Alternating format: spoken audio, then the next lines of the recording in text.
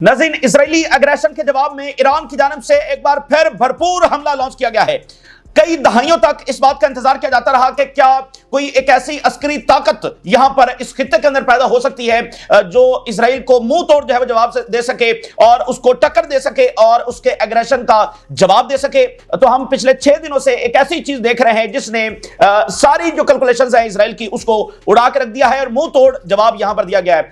नाज़रीन, 12वीं वेव जो है वो लॉन्च कर दी गई है ईरान की जानिब से, जिसके ऊपर जंग मुसल्लत की गई है और ये एस्टिमेट किया गया था तो कि बस ईरान को जो है वो लिपेट लिया जाएगा। तो ईरान की जानिब से 12वीं वेव जो है वो इस वक्त लॉन्च कर दी गई है, यानी ईरान अपने हमले सस्टेन कर रहा है।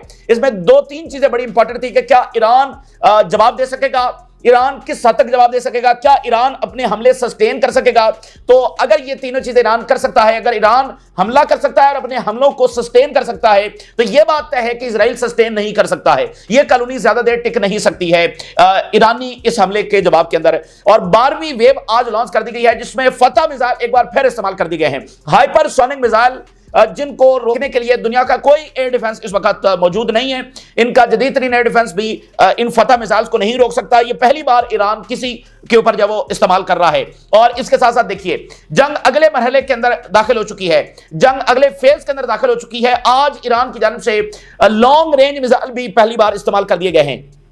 ईरान की जानिब से वो मिसाइल इस वक्त दागे गए हैं जो ज्यादा आप कह लें कि तबाहकुन वॉरहेड्स रखते हैं, ज्यादा बड़ी तबाही मचा सकते हैं। तो तल अवीव, हाइफा, उनके स्ट्रेटेजिक एसेट्स, उनकी बेसेस, ये तेजी के साथ खंडर का ढेर बन रहे हैं। बहुत बड़ी इंफ्रास्ट्रक्चर की जो तबाही है वहां पर देखी जा रही है। और उनके जो स्ट्रेटेजिक एसेट्स हैं, चाहे वो उन्होंने तल अवीव में है, हाइफा में है, सेंट्रल इजराइल में है, नॉर्थ में है, साउथ में है, कोस्टल एरियाज में है, उनकी बंदरगाहें हैं। यानी ईरान जो है वो बड़ा टारगेटेड अंदाज के अंदर उनके इंफ्रास्ट्रक्चर को जो वो पूरी तरह से निशाना बना रहा है। और वहां पर इस तरह की तबाही आ रही है कि ये चंद दिनों का, यानी इजराइल का मामला सिर्फ चंद दिनों का है अगर ये जंग सिर्फ इन दोनों के दरमियान रहती है। और ईरान अपने हमले सस्टेन कर गया है और पीछे उनके पास लाखों मिसाइल का, लाखों ड्रोन्स का जब जखीरा है और थाउजेंड्स ऑफ मिसाइल का जखीरा है उनका अपना। और जो चीन और रूस और बाकी दुनिया से आ रहा है वो इससे अलग है। और अगली बात सुनिए, इस हमले का जो इस वक्त हुआ है इसकी अहमियत का अंदाजा या इसके तबाहकुन होने का, इसके डिस्ट्रक्टिव होने का अंदाजा आप इस स्टेटमेंट से लगा सकते हैं। और ईरान जो साल तक का, खासकर इन 20 महीनों के अंदर जो स्टेटमेंट जारी करता रहा कि अगर हमारे पर जंग मुसल्लत की गई तो फिर हम किस तरह का जवाब देंगे। तो ईरान ने यह हमला लॉन्च करके जिसमें हाइपरसोनिक मिसाइल इस्तेमाल किए गए, जिसमें जो वो लॉन्ग रेंज मिसाइल पहली बार इस्तेमाल कर दिए गए जो और ज्यादा खतरनाक हैं। आपको बता दें, हाइपरसोनिक मिसाइल जब जाकर लगे हैं तल अवीव के अंदर, वो वीडियोस आई हैं, वो मतलब इजरायली हिल गए हैं। उनसे भी बड़े मिसाइल आज उन्होंने लॉन्च कर दिए हैं। तो ईरान ने साथ ये कहा है कि हमने गेट्स ऑफ हेल इजराइल के ऊपर खोल दिए हैं। इस स्टेटमेंट से आप इस तबाहकुन हमले की अंदाजा लगा सकते हैं। और चूंकि वहां पर ब्लैकआउट है, बहुत कोशिश की जा रही है कि जो तबाही वहां पर आ रही है उसको वो दुनिया तक ना पहुंचे, वीडियोस ना बनाने दी जाए, लेकिन फिर भी चीजें सामने आ रही हैं। तो ईरान ने कहा है कि हमने गेट्स ऑफ हेल जो है वो इजराइल के ऊपर खोल दिए हैं। अब ये आपको याद होगा गेट्स ऑफ हेल, ये इस्तेलाह कहां से आई है? ये ट्रंप ने इस्तेमाल की कि गजा के ऊपर गेट्स ऑफ हेल खोल दिए जाएंगे। याद होगा आपको, ये पहली बार उसने ये इस्तेमाल किया। फिर बेन गवर ने ये कहा, फिर समुद्रेस ने कहा कि गेट्स ऑफ हेल जो है, और ये कई बार ये समुद्र बेन गवर जो कह चुके हैं कि गेट्स ऑफ हेल जो है वो खोलने चाहिए गजा पर, और सबसे पहले ट्रंप ने कहा। तो आज ईरान ने कहा है कि हमने गेट्स ऑफ हेल जो है वो इजराइल के ऊपर खोल दिए। ये बहुत बड़ी बात है। इस तरह से इजराइल को टक्कर देना, इजराइल के खिलाफ तो कोई सोचे भी सही तो इजराइल उसको मिटा देता है। तो यहां पर तो ईरान टकरा गया इजराइल के साथ, और इस तरह टकराया है कि वो सीरियसली एग्जिस्टेंशियल पोजीशन के अंदर आ गया कि वो कॉलोनी मुकम्मल तौर पर खत्म हो सकती है। वो इस पोजीशन के अंदर इस वक्त आ गया है।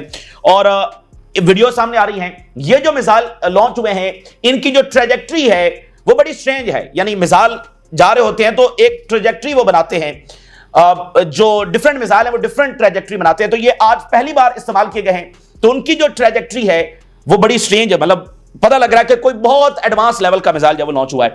और तल अवीव में खौफ भी है, धमाके भी हो रहे हैं, कैजुअलिटीज भी हो रही हैं। ना कोई वहां पर अब सेफ्टी है, ना कुछ सिक्योरिटी है, ना वो अब एक ऐसा कैपिटल है कि जिसकी कोई शील्ड हो, ऐसा कैपिटल के वो बाकी जगहों पर बमबारी करें और उनको पता भी ना चले। तो अब ऐसा नहीं है। अगर वो जंग को दूसरे के घरों तक भेजेंगे तो वो उससे भी बड़ी आग बनकर जो है वो वापस आएगी। और ये सिर्फ ईरान ने करके दिखा दिया। इस वक्त इजरायली बहुत ज्यादा एग्जॉस्टेड है क्योंकि वो शेल्टर्स में जा रहे हैं, आ रहे हैं, वहीं पर भी सो रहे हैं। और ईरान ने साथ ये भी कहा है कि अब हम उस फेज की तरफ बढ़ रहे हैं कि इनको एक सिंगल मोमेंट भी शेल्टर से हम बाहर नहीं आने देंगे। अगर गजा के लोगों को एक खास इलाके में इवैक्यूएट किया जा सकता है तो फिर ये इनको हम इवैक्यूएट करेंगे शेल्टर्स के अंदर। अब कोई ऐसा मोमेंट नहीं होगा कि यहां पर हम हमला नहीं कर रहे होंगे, यहां पर सायरन नहीं बज रहे होंगे, धमाके नहीं हो रहे होंगे, यानी अब ये शेल्टर्स के अंदर ही रहेंगे। ये आज ईरान की जान, यानी आज का जो हमला है वो और भी बड़ा हमला हुआ है। कल जब पहली बार फतह मिसाइल इस्तेमाल हुए और सुप्रीम लीडर ने कहा द बैटल बिगेंस, जब ट्रम्प ने धमकी लगाई असैसिनेशंस की, फिर सुप्रीम लीडर ने ऑर्डर किया ज्यादा बड़े हमले का, फतह मिसाइल इस्तेमाल हुआ। और इसके बाद अभी कुछ घंटे पहले ट्रम्प की एक और धमकी आई और सुप्रीम लीडर के रेजिडेंस के ऊपर अटैक भी करने की जो कोशिश की गई, तो उसके बाद और बड़ा हमला और आज नई सीरीज मिसाइलों की यहां पर जब लॉन्च कर दी गई है। और नेतन्याहू ने कहा है कि बड़े पेनफुल लॉसेस हम बर्दाश्त कर रहे हैं, चीखें निकल रही हैं अब इस शख्स की, जालिम तरीन शख्स की, जिसका अंजाम दुनिया में भी क्या होगा और आगे भी क्या होगा। अब इसकी जब चीखें निकल रही हैं और कह रहा है कि बड़े पेनफुल लॉसेस हम बर्दाश्त कर रहे हैं। अंदर देखें, इजरायली सेटलर्स बहुत सेंसिटिव हैं, उनको आज तक ऐसी सूरत हाल का सामना नहीं करना पड़ा, तो जो सूरत हाल वो फेस कर रहे हैं और अभी ये सिर्फ आगाज है, तो आगे क्या होने जा रहा है। और इस वक्त जब ईरान की जानब से समन किया गया है, जो जर्मन एम्बेसडर हैं उनको, यानी कि जो जर्मनी के चांसलर ने स्टेटमेंट जारी की है ईरान के खिलाफ, बड़ी प्रोवोकेटिव स्टेटमेंट्स दी, बड़ी खतरनाक थी पूरी दुनिया के लिए। देखिए, ये जर्मनी है जिसके बारे में वेस्ट कहता है कि ये जर्मनी ने 2 मरतबा आलमी जंग छेड़ी है, ये इसका जिम्मेदार है। तो अगर वेस्ट कहता है कि जर्मनी दोनों आलमी जंगों में wrong side of the history खड़ा हुआ था, तो फिर आज भी जर्मनी को right side of the history को नहीं खड़ा हुआ, ठीक है ना। देखिए, वेस्ट कहता है ना कि जर्मनी जो है ये दोनों आलमी जंगें इसने शुरू की हैं, हम उससे इख्तलाफ कर सकते हैं, लेकिन वेस्ट कहता है, पूरी दुनिया उस बात को मानती है कि इन्होंने शुरू किया और ये wrong side of the history थे। तो आज ये right side of the history खड़े हुए हैं, आज ये जिस चीज को सपोर्ट कर रहे हैं और ये दुनिया को एक और आलमी जंग की तरफ ये, और नए जो जर्मन चांसलर आए हैं वो और ज्यादा, उनकी पॉलिसी की दुनिया को समझ नहीं आ रही। वो कभी कह रहा है यूक्रेन को लॉन्ग रेंज मिसाइल देगा, अब यहां पर मिडिल ईस्ट में कह रहा है कि ईरान को तबाह कर दे, तो इनको समन किया। फिर ईरान ने जो स्विस एम्बेसडर हैं उनको समन किया है। जो ईरान और अमेरिका के दरमियान डिप्लोमेसी होती है वो स्विट्जरलैंड के जरिए होती है, तो स्विस एम्बेसडर को समन किया है। जो ट्रम्प की जानब से स्टेटमेंट्स आ रही हैं और ये धमकियां वगैरह लगाई जा रही हैं। अच्छा, आज के हमले के अंदर ईरान ने रॉकेट्स भी इस्तेमाल किए हैं और ईरान ये कह रहा है कि अब उनके जो मिसाइल हैं उन्होंने वो मिसाइल फायर किए जो सिर्फ चंद मिनट के अंदर इजराइल पहुंच गए। हम अगले फेज के अंदर चंद मिनट के अंदर ईरानी मिसाइल जब वहां पर पहुंच गए हैं, इजराइल शिकस्त की तरफ बढ़ रहा है, बहुत थोड़े दिन इसके रह गए हैं। और अगर ये जंग इन दोनों के दरमियान रहती है, ये बात अपनी जगह पर दुरुस्त है कि इजराइल जो शिकस्त के करीब पहुंच जाएगा तो 3 चीजें होने वाली हैं, ठीक है, और वो दिनों के अंदर होंगी। और पहली बात यह है कि ये सीज फायर की तरफ जाएगा, यानी एक ऑप्शन ये हो सकता है कि इजराइल शिकस्त के करीब पहुंच रहा है तो सीज फायर हो सकता है, वेस्ट आ जाए और कहे कि भाई सीज फायर हो जाना चाहिए, ईरान भी उसके ऊपर मान जाएगा सीज फायर, क्योंकि उसने बड़ी काली जरब लगा दी है। दूसरी चीज जो बहुत खतरनाक है, जिन्होंने इतना बड़ा वॉर क्राइम्स किए हैं उनसे पूरा खतरा है कि वो ये काम कर सकते हैं, वो न्यूक्लियर इस्तेमाल कर सकते हैं, इसका पूरा खतरा है। इजराइल शिकस्त की तरफ जाएगा तो वो न्यूक्लियर इस्तेमाल करेगा। और तीसरी यह है कि अमेरिका इसको ज्वाइन कर लेगा, अमेरिका बराह रास्त ईरान के ऊपर हमला कर देगा, ठीक है। ये 3 चीजें, यानी इजराइल शिकस्त की तरफ बढ़ रहा है तो ये 3 चीजें जो है वो होने वाली हैं और विद इन डेज होंगी, विद इन आवर्स होंगी।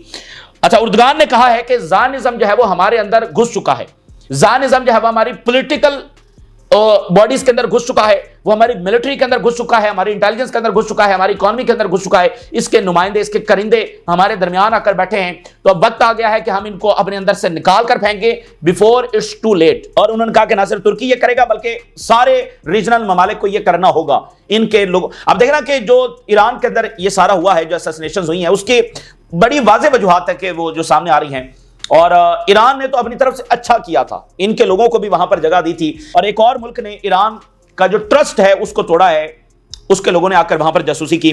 तो पेरिस जो है उसने ब्लॉक किया है इसराइल को। पेरिस के अंदर आर्म्स एग्जीबिशन हो रही थी, उसमें इसराइल की एंट्री बंद कर दी। ये बहुत बड़ा वाकया है। ये जो होते हैं ना बाकी कॉन्टेस्ट, अच्छा लीग, फुटबॉल लीग हो गई, अच्छा जी सॉन्ग कॉन्टेस्ट हो गया, वो तो बहुत छोटी चीजें हैं। आर्म्स एग्जीबिशन सबसे असली चीज तो ये है। तो आर्म्स एग्जीबिशन से इसराइल की जो वहां पर शमूलियत है उसको बैन किया है फ्रांस ने for the very first time in history. और इसराइल ने जाकर अपील की फ्रेंच कोर्ट के अंदर, फ्रेंच कोर्ट ने उसको रिजेक्ट कर दिया।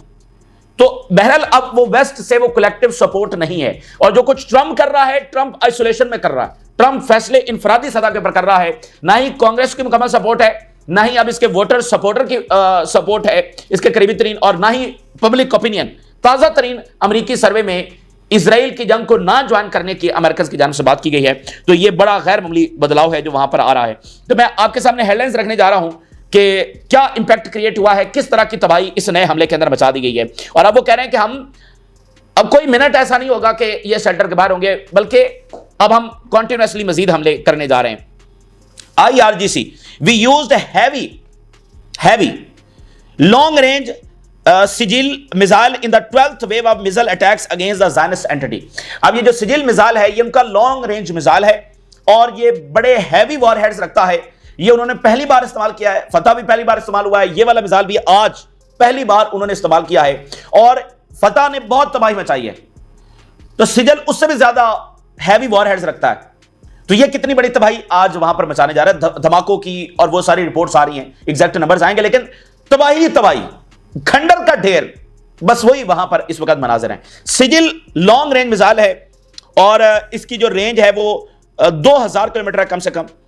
तो यह आज उन्होंने फायर किया है। फारस news agency reported that Iran used new generation missiles during the attack on Israel.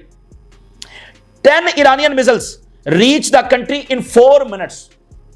देखिए इतने टाइम के अंदर ही इजरायली जो जंगी हथियारे हैं वो वहां पर पहुंचते हैं और कितना उनको फैसिलिटेट किया जाता है, तमाम एयर स्पेसेस उनके लिए खुली हैं और अमेरिका ने ये जंगी हथियार। तो ये अच्छा सिजिल जो मिसाइल है इसके अंदर ना ही कोई चाइनीज टेक्नोलॉजी है, ना ही कोई रशियन है, ना ही कोई कोरियन है, ना ही कोई पाकिस्तानी है, ये प्योरली ईरानियन टेक्नोलॉजी है। तो उसका मुजाहरा भी आज उन्होंने किया है। वगैरह ना ये होता रहता है, ये देखे ना कि ईरान ने हेल्प किया रशिया को ड्रोन्स बनाने में, ये टेक्नोलॉजी चलती रहती है। तो कुछ ना कुछ इधर ले दिया चाइना ने कुछ, यानी कोलैबोरेशन होता रहता है। ये प्योरली ईरानियन टेक्नोलॉजी है जो आज उन्होंने मिसाइल दागा है। Missile attacks will be focused and continuous and we hope open the gates of the hell on the Zionist, gates of the hell. A new wave of Iranian missiles from several governorates, एक जगह से नहीं कई गवर्नेट से उन्होंने हमले किए हैं।